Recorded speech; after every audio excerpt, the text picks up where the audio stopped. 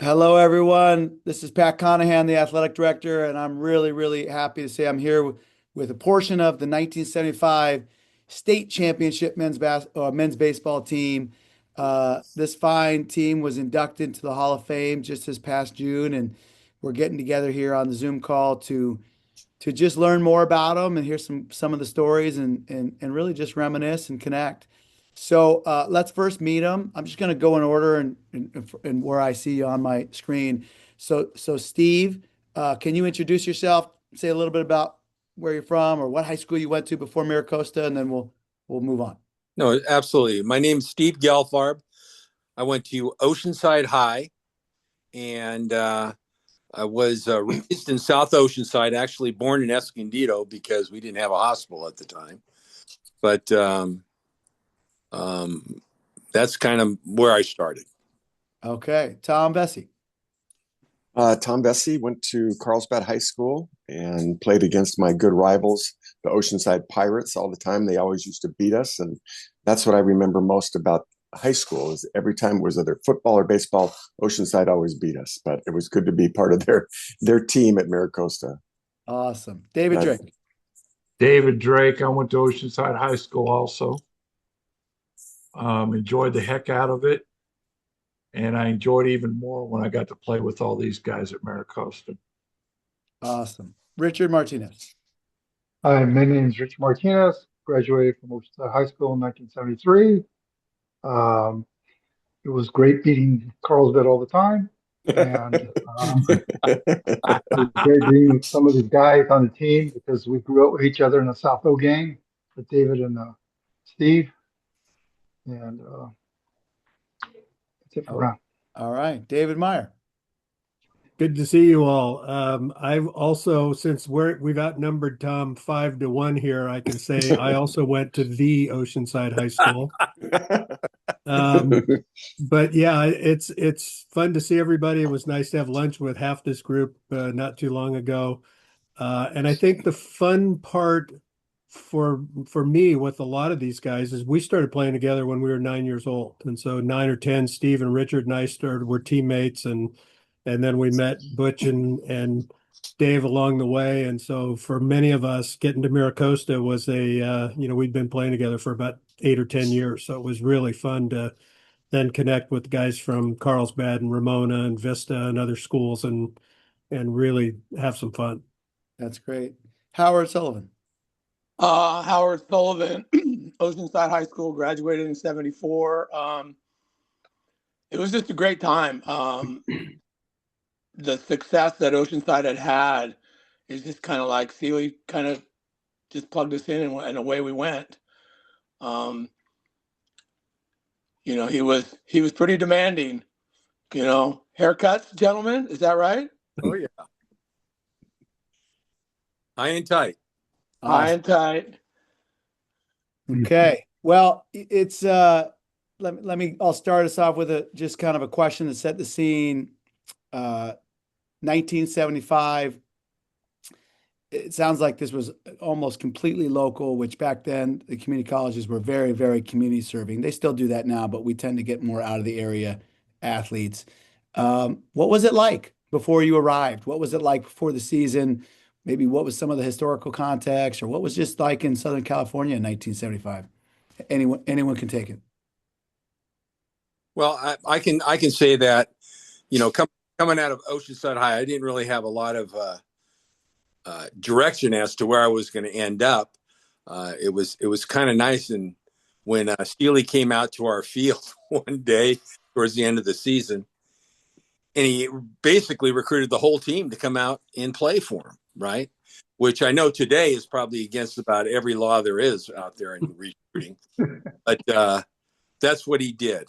It was a small town. My wife continually tells me it was like Mayberry back then, but because we knew everybody, and you hear David say that we played a lot of baseball, but we played a lot of basketball, a lot of football. We played a lot of team sports together. So it was just a small town kind of atmosphere where we knew everybody. And even like Tommy, Joe Pimentel from Carlsbad, Jimmy Adams from Carlsbad, we knew about them. We had dealt with them in competitions also, so it was very familiar by the time we left high school to head to the Hill. I think we were all, at least I was looking forward to it. Okay. Anyone else have a thought about just what it was like in 1975?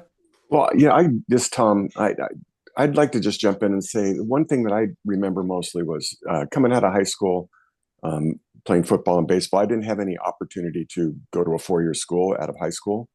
And I really looked forward to going to MiraCosta. Both of my brothers went there. I used to go to the games when they were MiraCosta played at Oceanside. Well, I guess they still did when we played there at Oceanside High School. But you were proud to go play at MiraCosta because there were such great athletes before then that were, all the Pow Pows that were there, whether it was Junior Pow Pow, I think, or no, it was Loia. Was that who the older one? Junior and Paul and all of those older guys. Paul and then Joe was Joe was my year, yeah. But MiraCosta was just a powerhouse in football and everything. So I was proud to go to MiraCosta out of high school. Okay. Yeah, it was a lot different back then. I mean, we have so many good local schools now with USD and Irvine and places that are close. It wasn't like that when we came out of high school. You wanted to, go someplace big, whatever that meant. And there weren't a lot of places near us that were playing. I mean, now kids can go to Cal State San Marcos and they've got a pretty good program.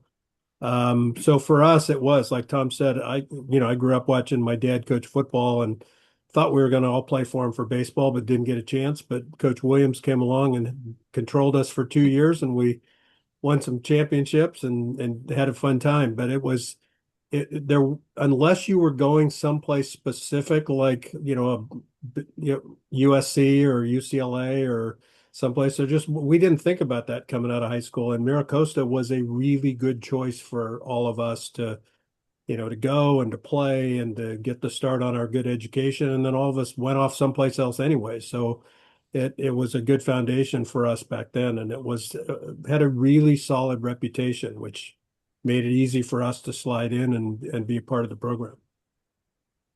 Okay.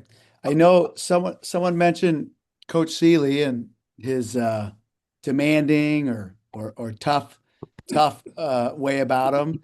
Let's talk about Coach. What do you remember about maybe even him in the recruiting process? And then when you got there, what was it like? And what did he emphasize? What did he stand for? What made him a Hall of Fame coach? Well, I'll start on this. I remember one of the pitchers and catchers. I was a catcher, and I think Tommy, you were catching also. But he had us in like a week early and we had pitchers and catchers out on the field, and there were 3 catchers. There was Ralph and Tom. You caught and I caught, and there were like 6 pitchers. So I just figured, okay, 6 divided by 3 is 2. So I'm just going to catch 2 guys. I got my 2 guys done, and I'm standing there. And he's standing about 10, 12 feet away from me. And he goes, "What are you doing?" And he had a ball in his hand and had catcher's gear on. And he fired it right off my chest protector. He said, "The pitcher needs to be warmed up. Get over there." I was like, oh, this is a little bit different than what I remember. I'll also add this. Out of high school, I attended the University of Arizona on an engineering scholarship. So I wasn't on campus when school started. And that plays an important role later on. I'll talk about it later on, but it plays an important role in the importance that John Seeley played in my life. But I'll save that for down the road. Okay. Anyone else? Thoughts on Coach? Oh, Coach Seeley. I met him when I was 15. I played with his stepson in Colt League. He let us use the field up there sometimes. And you can imagine the smallest sports car you ever seen.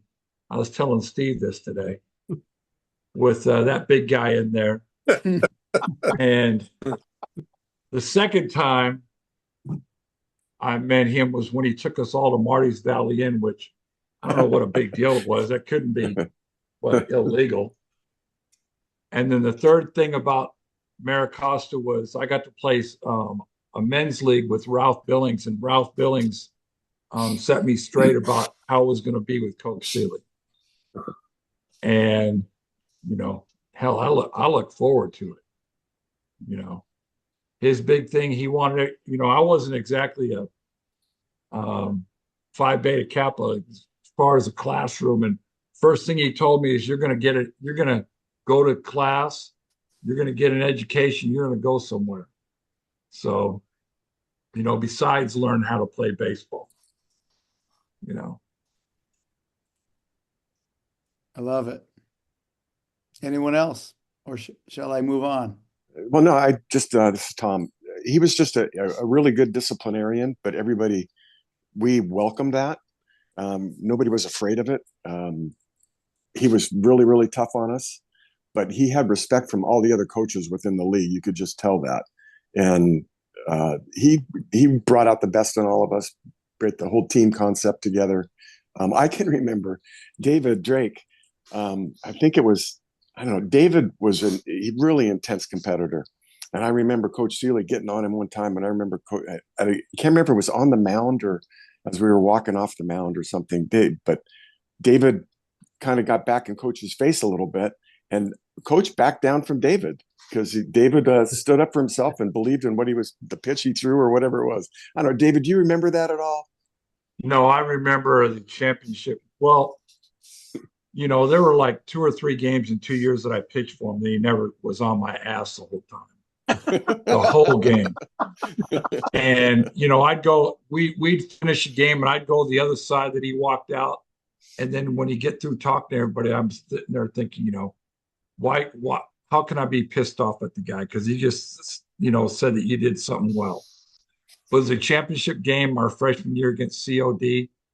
And the first hitter of the game hit a bomb, a line drive to left field, and Vaughn Murphy's playing left field. He jumped up and snatched it. And from then on, the rest of the game, Coach Seeley's going, you got him popping up today, don't you?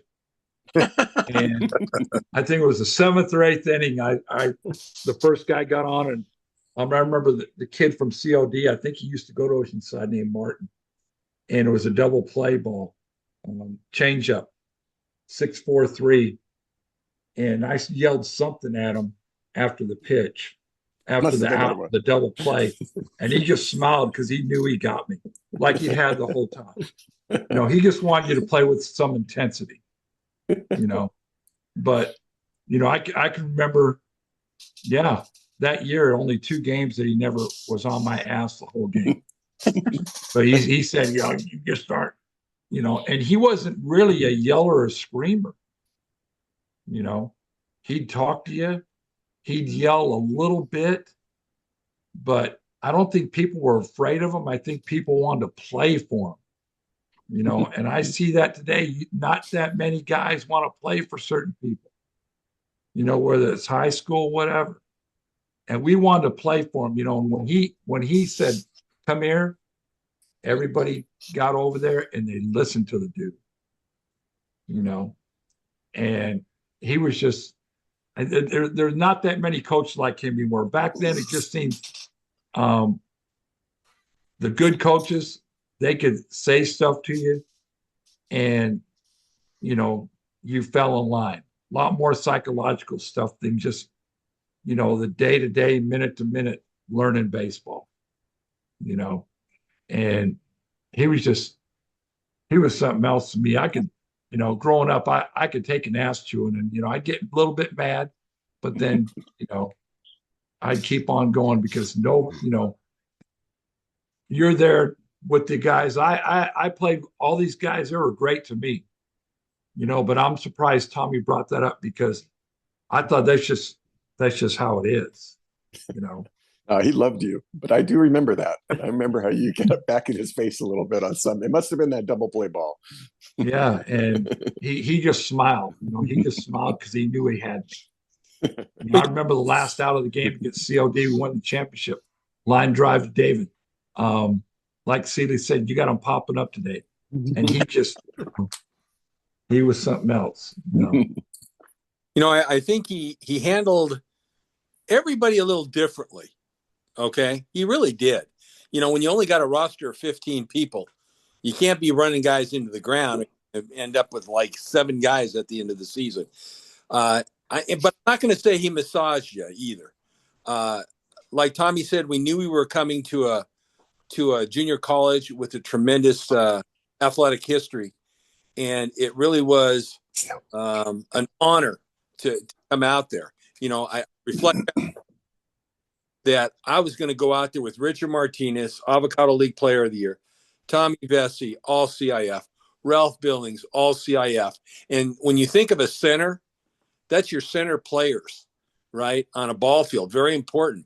But I got to tell you, man, Oceanside and Carlsbad, Ramona, we all filled it in. And we were just a powerful force, even though we were only a handful of ball players. It was very much an honor to be playing. We weren't fazed by going up the next level. Let's put it that way. Yeah. You know, David Meyer, Steve Gelfard, Richard, Tommy, they didn't miss a beat. Yeah. It didn't skip a beat, you know.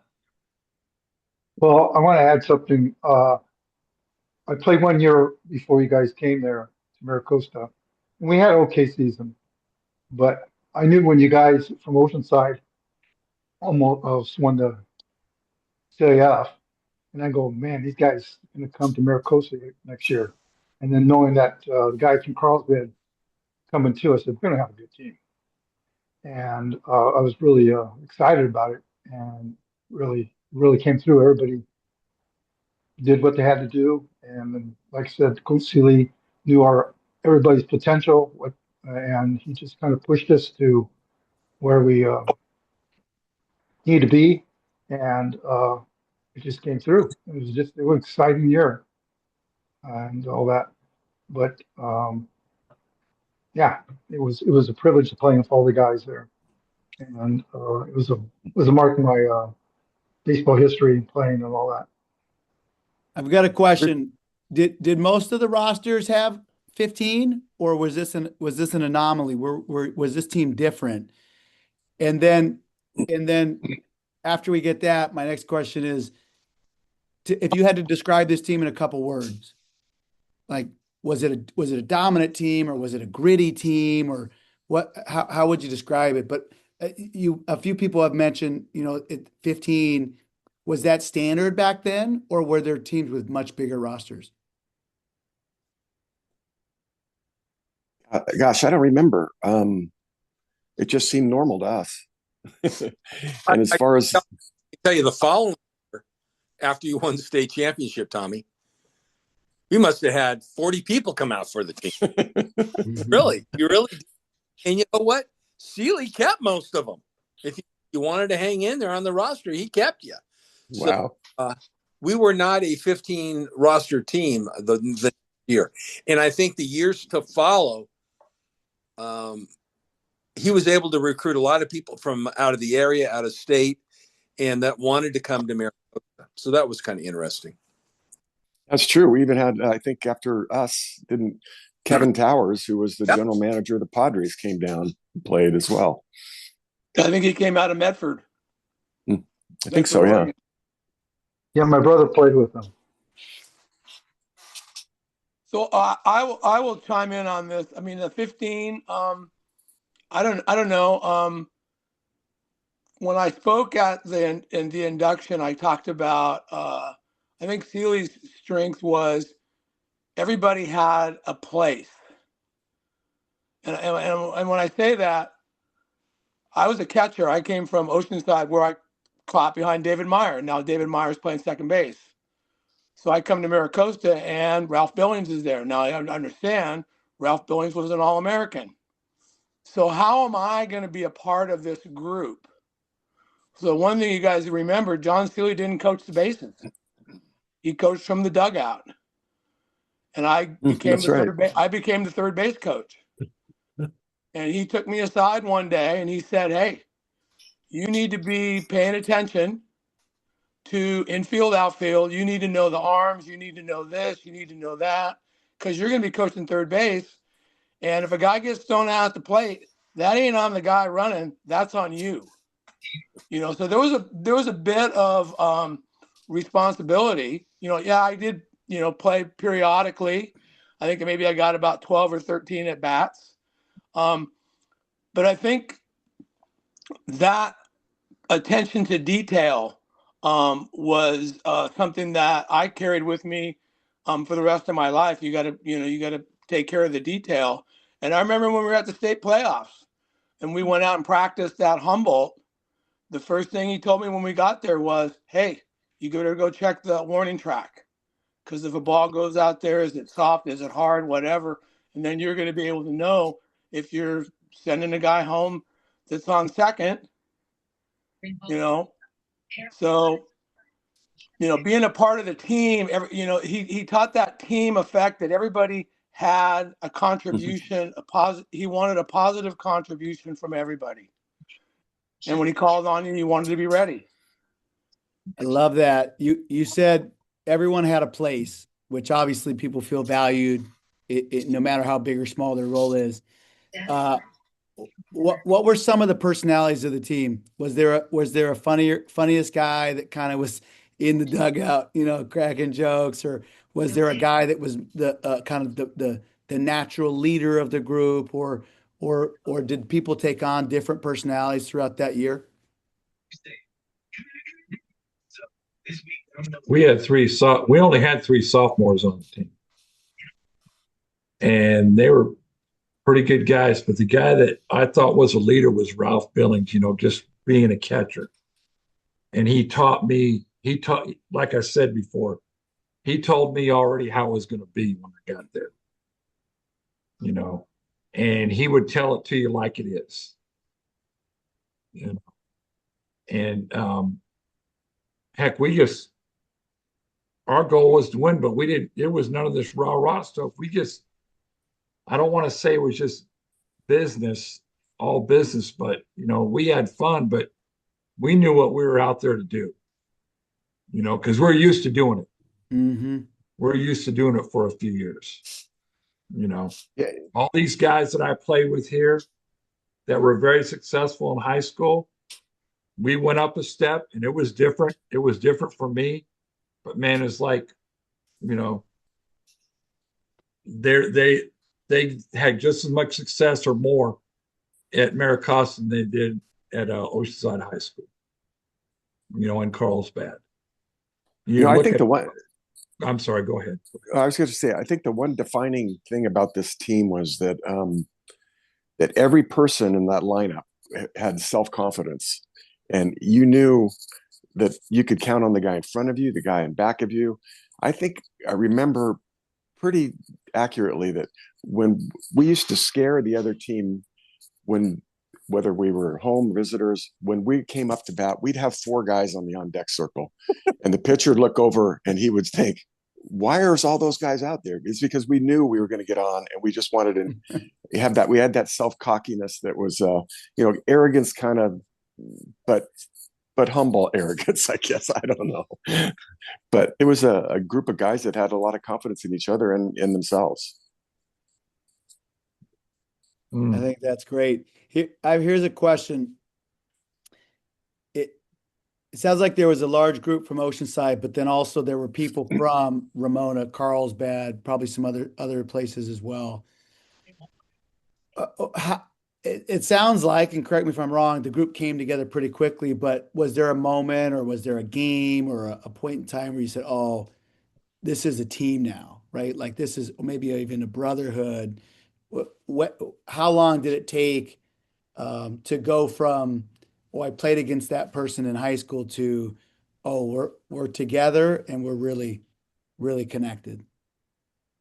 It's real easy to get together, Scott, when you have to be at school at 3:30 in the morning to get on a bus and drive to Mount San Jacinto or Imperial Valley or Barstow or Palo Verde.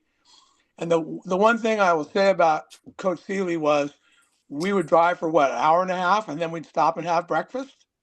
And he had these restaurants along the way where we would be the only people in the restaurant, and the people would be taking care of us. And we got breakfast, and then we were back on the bus. And when we showed up at the other place, and correct me if I'm wrong, guys, but we were always told to be at home games at a certain time at our field. When we were on the road, we got to the school at the same time. Our routine was always the same. And then when the game was over, what did we do on the way home? We stopped and we had dinner as a team. So Steely really emphasized that team aspect. And you grow close together when you're walking into the locker room at 3:30 in the morning to get your gear and get on a Greyhound bus to take you 5 or 6 hours away, and you're going to go play a doubleheader, and then you're going to get home. We're getting home at midnight after you're driving back after dinner, and I think the melding with Jim and Tommy and Joe Pimentel from Carlsbad. There had been the Avocado League, and we had played against each other, so we knew each other. So it was just real beneficial. Okay. Well, let's talk about, let me see. I've got a good one. Question is, if ESPN had been a thing back then, what highlight would they have played? But I'll rephrase it. Let's not talk about the championship yet. What points of the season do you have just really vivid, like, oh, that's a moment I just won't forget, or that's a game where I played well, or I remember my teammate did something real special. Um, I don't know that I even remember your overall record. I've got it written down somewhere, but maybe there were even some hard moments. And is that what kind of brought us back and got us refocused? But I would love to hear about some of the points throughout the year. If I'm not Well, mistaken, I'm sorry. If I'm not mistaken, didn't we play the All-Stars of the league At yeah. our Yeah. at our and place. we Yeah. beat them? Mm-hmm. So that told us that we had a really good team. When we beat the other guys, they were the best players on other teams, and we beat them as a team, which tells us we were pretty good. And that was after the conference. So you play your conference schedule, and then they put an all-star team together, and you play them before you go to the playoffs. Mm-hmm. Yeah. Yep. Yeah. Got it. I think one of the things that as we got going in the season, we realized how good we could be. And I think we had learned that the year before playing for the CIF championship. But then when we get to, get these other players in from other places, and now we're really good, we think. And it was, I guess I didn't realize it until about 4 weeks into the season that Coach Seeley had never won a conference championship before, let alone the state title. They had never won a baseball conference championship. And I think that struck me. And I know I talked with a couple of people about it, and I thought, well, I mean, as good as the program's been, and the players that have gone through it, and him coaching this, I think it just there was something that burned us to think that he hadn't, and we were going to be the first ones to do it. And we started when it got ready to play league play. We were not playing well. We were getting our butts kicked by San Diego City College and Riverside, and he kept saying, I remember seeing the stories, and he kept saying there's no intensity and no focus. And I think it kind of hit us all in different ways. And when the league started, we were trouble for everybody. I mean, there was one doubleheader we threw shutout. David and Joe threw shutouts in the first and second game, and it was, it was like we're coming to town and we're going to kick your butt, and we're going to, you'll not want to play us later in the season. And I think as that started rolling along, we all got this feeling that, we can go get this done. And then we realized he's never had this happen before. So it's kind of this, there's the motivation is we all want to win. We played that way all through, Little League and high school, and to have a chance to now do something really special and do it for a guy who, like these guys said, he was tough on us, but he was fair, and he appreciated our hard work, and it became that much more special to go get something as a group and get it with Coach Seeley leading the way.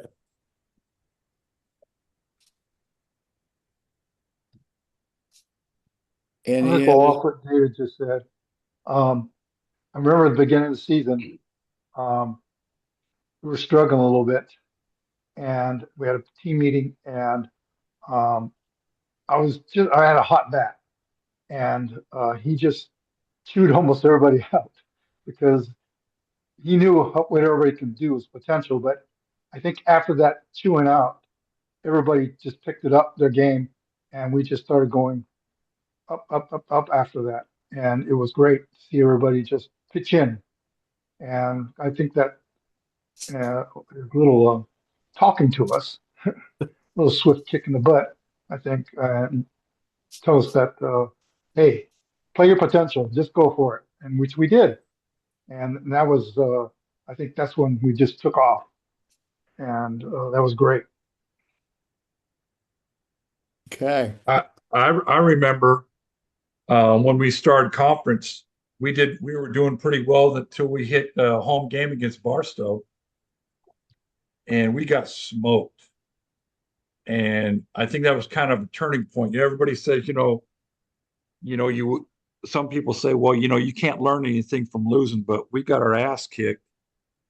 And after that, I think we lost one game after that, and that was the last game after we clinched the conference against San Jack at their place. And then we won the All-Star game, and then we went three? We won three at the state playoffs. It was the state playoffs. Did we play a couple at home, or were No, all it three we was were at the venue? that was pretty cool.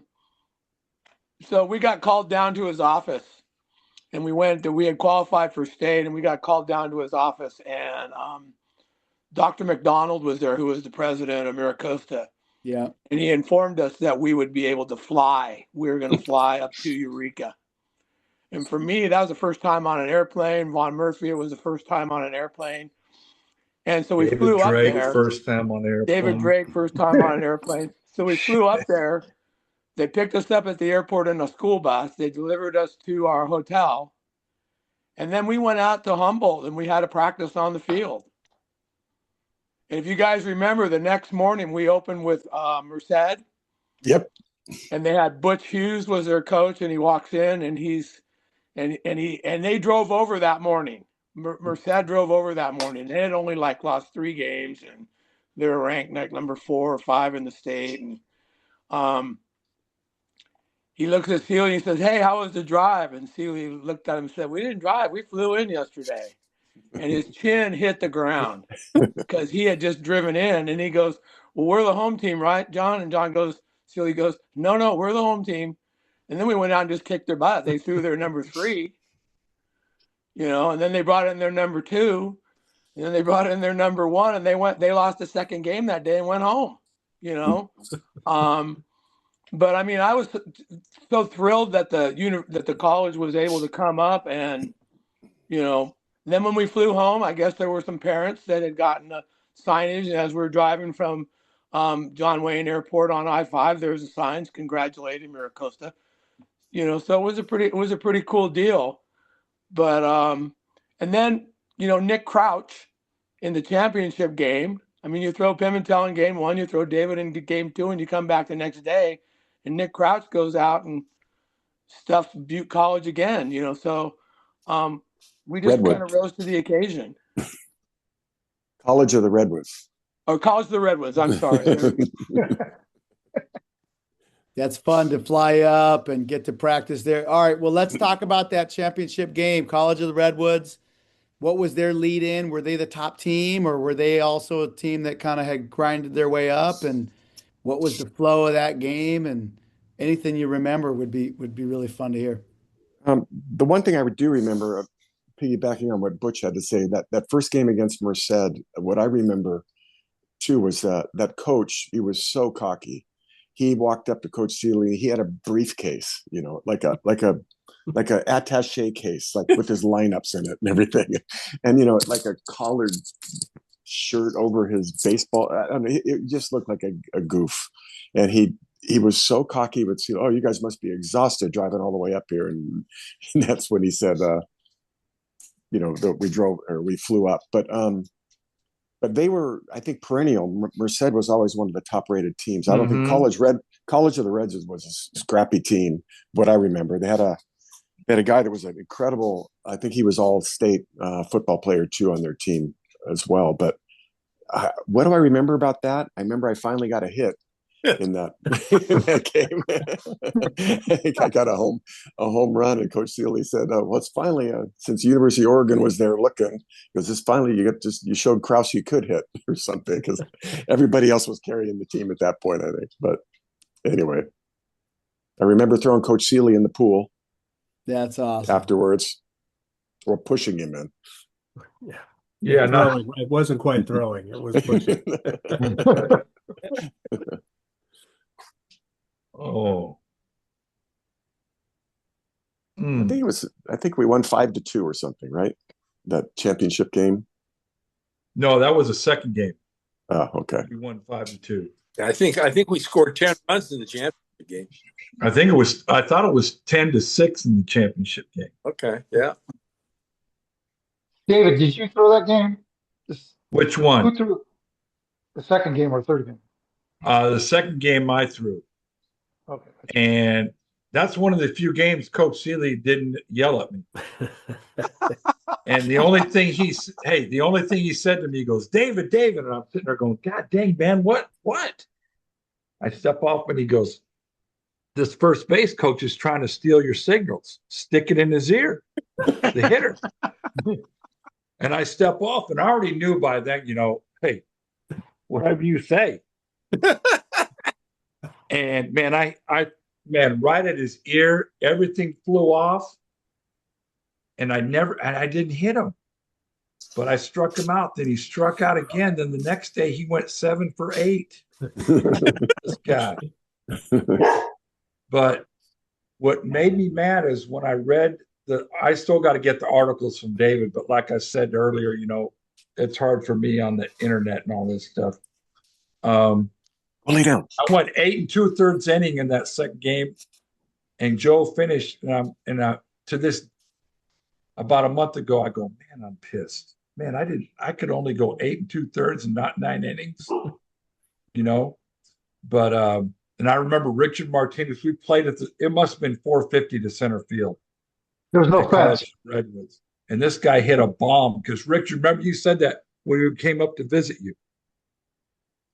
He ran forever and ran it down. He ran forever. Then I thought I thought it was Steve or somebody hit a home run to right field off their gym. The second game. And then the next game, the third game, I think Nick and Greg and Joe pitched. Right. Yeah. Great stuff. And then I would imagine there was a celebration after, and there was probably a good dinner. Was there something local in town that was worth celebrating?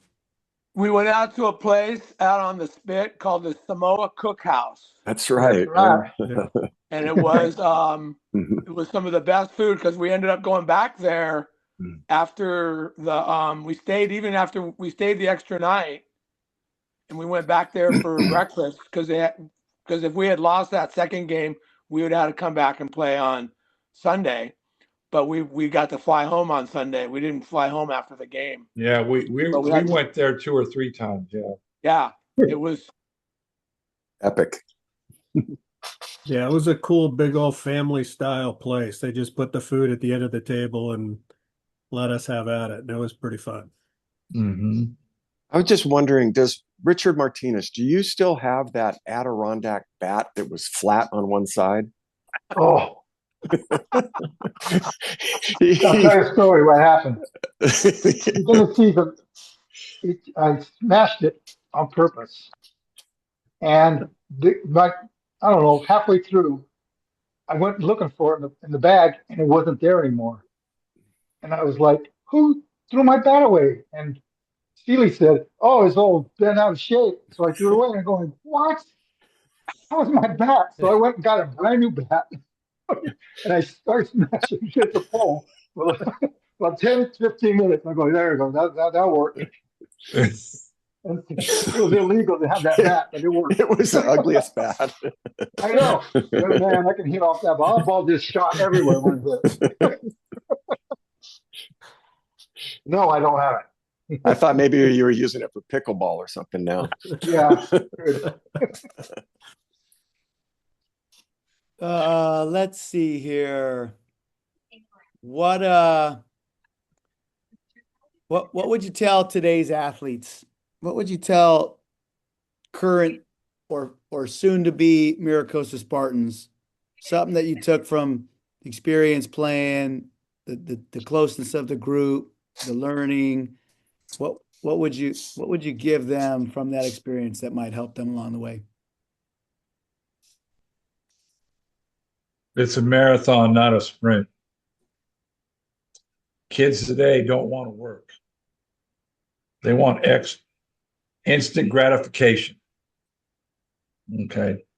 And you got to grind. You got to grind. That it's like when we go out to practice and we would do something and we'd want to hear, something from Celia, hey, you did well or whatever.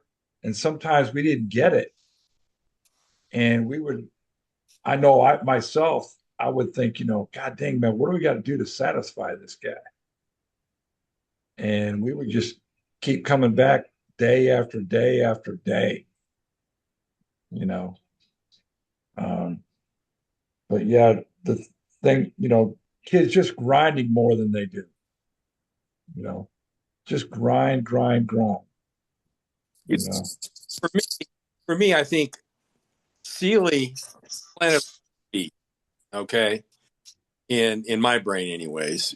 Because I was kind of feeling, like, gosh, like all of us, we want to play pro ball, go to the next level, and sitting down with Sealy, and pro ball never came out of his mouth, not to me, anyways. It's like he kind of hated it.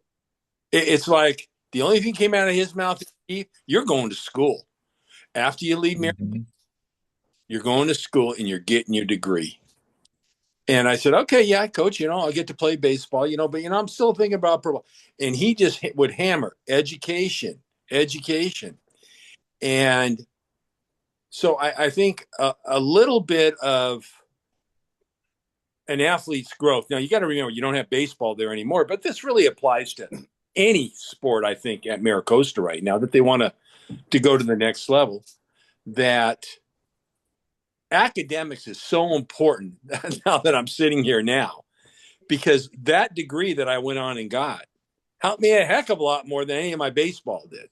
Even though, baseball was a character builder, teamwork and discipline and execution, but hanging in there and getting that degree and, moving through life, that seemed to be the, what I reflect back probably helped me the most coming out of MiraCosta. That's great. Yeah, Anyone else? I'll go ahead and throw in I'll be the old guy in the room for a minute.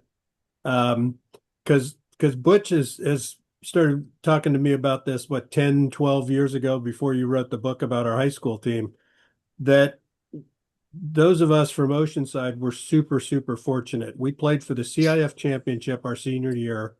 We won the state championship our first year at MiraCosta, and we lost the championship game our second year at MiraCosta. So for 3 years in a row, we got to play the last game you could play. And it doesn't get much better than this. And the old man comment is, thank God there was no social media and we didn't live on our phones. Because when we had those 5-hour bus rides, we would listen to music and we'd talk. And when we got someplace, we'd have dinner and we'd go sit and talk. And we really got to know each other, and we talked a lot of baseball and a lot of, like Richard, how did you get that bat that flat? I want mine that flat.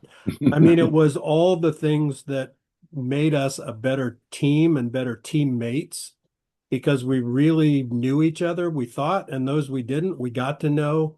And it was just something, I don't know that it can be replicated today because of all the distractions and the other stuff that goes on every day. I mean, and David, I do know how to work the internet, so I'm in it as much today as I can be. But it wasn't a distraction for us. When it was time to leave and get on the bus, it was all baseball, and it Right. was what are you going to do? What do you think about that guy? And it just was a unique time for us to do that for several years in a row, where it was, from our standpoint, we didn't know it could get any better. We thought this is as good as it gets, man. You're playing championship game every year and you're hanging out with the best guys and just doing what you love. That made it pretty cool. Very insightful, David. Very insightful. It's a great message. Don't miss the moments. Don't Right? miss, yeah, Connection is more don't important. ignore the people sitting to your left and right. They're super Yeah. important. Yep. And I And think that that's why these guys, I mean, like I said, Steve and Tom and I and half of our team probably just had lunch right before Christmas. These guys we see every chance we get when they come down. I mean, Butch and I were super fortunate. We got to play each other in college with three of our other teammates, Art and Rick and Brian, and they came down and played me in college, and we all went out and had dinner. And for 3 weeks, my teammates said, "God, you got to play with those guys for years. Those are some really cool guys." Hey, David, From I got to play against Butch in college. don't what's forget. that? Yeah. And I told him, I said, hey, don't throw him this. Don't throw him this. Okay. And they did. And I just sat there and we got our ass. I said, I told you. I told you, man, don't throw him Yeah. that pitch. It became a really close group of friends for a long, long time. And I think we're super fortunate for that. And I'll And add in this. I think John, or Coach Seeley, knew us really well. I mean, when I was being recruited my sophomore year, and there were a couple colleges looking at me, he called me into his office, and he goes, "Hey, let's be honest. You got homesick when you were at Arizona. It wasn't some computer thing. You got homesick and you came home." And the 18-year-old or the 20-year-old Howard Sullivan would say, "No, I didn't like going to the computer lab at 2 o'clock in the morning." The 69-year-old Howard Sullivan says, "Yeah, I got homesick." Okay. And he looked at me and he said, "I got a school for you to go to. It's up in Oregon." Okay. I've been here ever since. I came to Pacific University. I played 2 years of baseball. I got my degree. I had a pretty good run as a school teacher. I taught 33 years in the Forest Grove School District. I met my wife. I have 2 beautiful children. I have 2 beautiful grandchildren. And I currently work for the university. But here's what I'm going to tell you. This is, and David Drake knows this, and I think Steve knows this. My first principal was a gentleman named Marv Melby. Marv Melby went to Silverton High School. When Marv Melby got married, guess who his best man was in his wedding? John Seeley. Okay. Carl Wickham went to Silverton High School. Okay. John Seeley babysat my athletic director at Forest Grove High School. My first year, this gets even better. My first year, I'm teaching, and I get a telephone call. I get a telephone call from the principal's secretary, and she says, "Hey, Mr. Melby wants to see you." Well, you don't want to be a first-year teacher and get called to the principal's office. Okay, not a good thing. So I'm like, okay, what did I do wrong? What did I do wrong? What did I do wrong? I go into his office. He goes, "Here, someone wants to talk to you." Puts me on the phone. It's Coach Seeley asking me how I'm doing, and he's so proud of me and what I've become. I can't tell you guys, when I think of my life, where I'm at, and what I've done and what I've accomplished, it wouldn't have happened without John Seeley. I mean, I could have went to San Jose State or Fresno State, but you know what he said? He goes, "You're still a 7-hour drive from home. What's going to prevent you from coming home? If you live in Oregon, it's 24 hours, so you're going to stay there. And I'm going to send 4 other guys up there with you to Pacific and 3 other guys to Linfield." So there were 7 of us from MiraCosta in Oregon, half an hour from each other. So he fostered that. I have a big part of my heart goes to John Seeley in terms of where I am and what I'm doing. And I'm sure we all have stories like that. That's awesome. I think we're getting towards the end. That was a great. He had a vision for where you would be, and what you needed, which is any great educator coach for sure. I don't want to cut it short though. So does anyone else have anything they want to add? Anything about lessons learned or message for the current youth, or just what impact coach made on you? Something we'll close it up.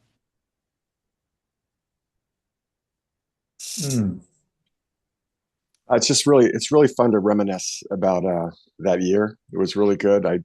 Unfortunately, I was cleaning out the attic one day and I threw away a lot of old scrapbooks and stuff. I go, I don't need these anymore. But I think I kept my MiraCosta State Championship stuff. And so who needed? I didn't need the San Diego State stuff or the Padre minor league stuff or Astro stuff, but the 75 That's right. The championship was last time I definitely. saw you, Tommy, you were playing. It was at Portland Civic Stadium. You were in the bullpen, third base side. Yep, that Yep. would have been. Yep. That's where I Yep. saw you last. Yep. Yep. No, Just Anyway. before I moved down to Texas. Yep. no, I was going to say, after baseball was over and I was having family and kids, John and we stayed in touch. Matter of fact, there were a few times where he asked me to come speak at his banquets, and just to, share exactly what we're sharing today with parents and ball players. And he was just, not only was he a mentor and really a father figure for me, quite frankly, but he was a friend too, and he when he died, very, very much missed by me for sure. But yeah. Steve, that's a really good point. I should mention my mom and dad, who were both of my brothers went to MiraCosta as well. My brother Jim, who's passed away, and my brother Dan. Both of those guys were athletes of the year at MiraCosta. And then I fortunately was athlete of the year my sophomore year. And then when MiraCosta, I guess, lost its athletic program for a while there, Coach Seeley all of a sudden one day shows up at my parents' front door with the athlete of the year perpetual trophy. It has all three of us on of you there. guys. Yeah. So we still That's have pretty that in cool. the family. My brother has it. And anyway, we saw John Quintera the other day at lunch, and I had my brother take a picture of it so John Quintera could see his name on it because he remembered that. So anyway, it's still floating around, Patrick. Okay. It's That's in amazing. Texas right now. Yeah, That's Oh, amazing. where does he live in the port? he does. I got to go see him. Oh, he'd I love live it. about. I swear to God. For some reason it came up. Yeah. He does. It's freezing. How the there hell right did he make it to Texas? now. We'll talk about that another time. All right. Well, hey guys, thank you so much for your time. I know it's a Monday evening, but great stories, and this gives us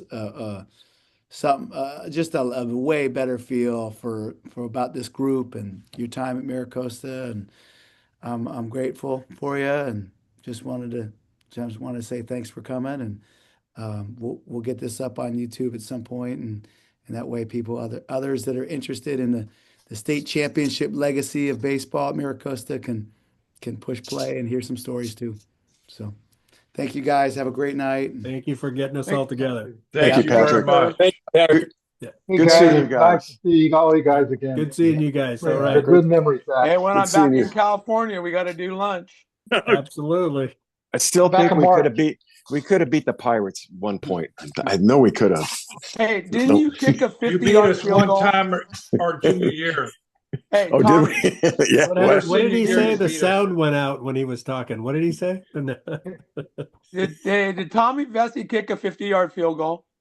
Oh, I cooked 247s. yeah. 47. 247. Okay.